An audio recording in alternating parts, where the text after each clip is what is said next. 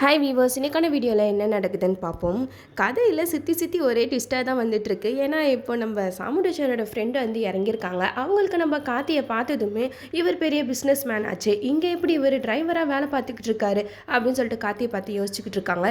சாமுண்டேஸ்வரி கிட்ட சொல்லலாம் அப்படின்னு சொல்லிட்டு போகும்போது அவங்களுக்கு ஒரு யோசனை தோணும். நம்ம சாமுண்டேஸ்வரி கிட்ட சொல்கிறதுக்கு முன்னாடி இவன் எதுக்காக இங்கே வேலை பார்க்குறான் அப்படிங்கிற விஷயம் நம்ம அவங்ககிட்டயே கேட்டு தெரிஞ்சுப்போம் அப்படின்னு சொல்லிட்டு கார்த்திகிட்ட பேசுறதுக்காக போவாங்க. ஏன்னா இவங்க எடுத்த எடுப்புலேயே சாமுண்டேஸ்வரி கிட்ட இவன் பெரிய பிஸ்னஸ் மேன் ஆச்சு, இவன் எப்படி இங்கே வேலை பார்க்குறான் அப்படின்னு சொல்லிட்டு சாமுண்டேஸ்வரி கிட்ட சொல்லிட்டா போதும், அடுத்த நிமிஷமே நம்ம சாமுண்டேஸ்வரிக்கு கார்த்திக் மேலே டவுட் வந்துடும். இவன் ஏதோ ஒரு விஷயத்துக்காக தான் இங்கே டிரைவராக வேலை பார்த்துட்டு இருக்கான்னு சொல்லிட்டு சந்தேகம் வந்துடும்ல. அதனால இந்த கல்யாணமும் நடக்காது.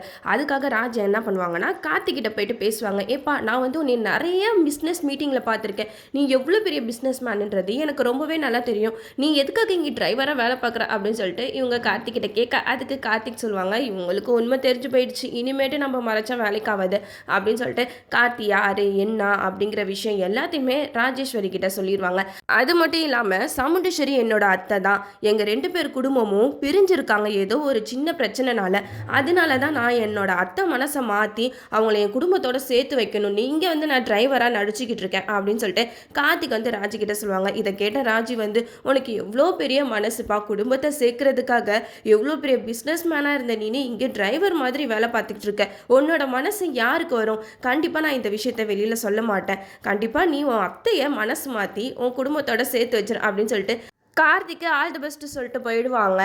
ஏன்னா அவங்க பார்க்கும் போதே நல்லவங்களாக தான் தீட்டுறாங்க. ஏன்னா ஸ்டார்டிங்லேயே சில பேரை வில்லியாக காட்டுவாங்க, இவங்க தான் ஏதோ ஒரு குட்டையை கலப்ப போகிறாங்க அப்படின்னு சொல்லிட்டு நம்மளுக்கு பார்த்தோன்னே தெரிஞ்சிடும். இவங்க வந்து சாஃப்ட் கேரக்டராக தான் இருக்காங்க. கார்த்தியை புரிஞ்சுக்கிட்டு கார்த்தி பற்றின விஷயத்தை சாமுண்டேஸ்வரி கிட்ட சொல்லாமலே மறைச்சிருவாங்க.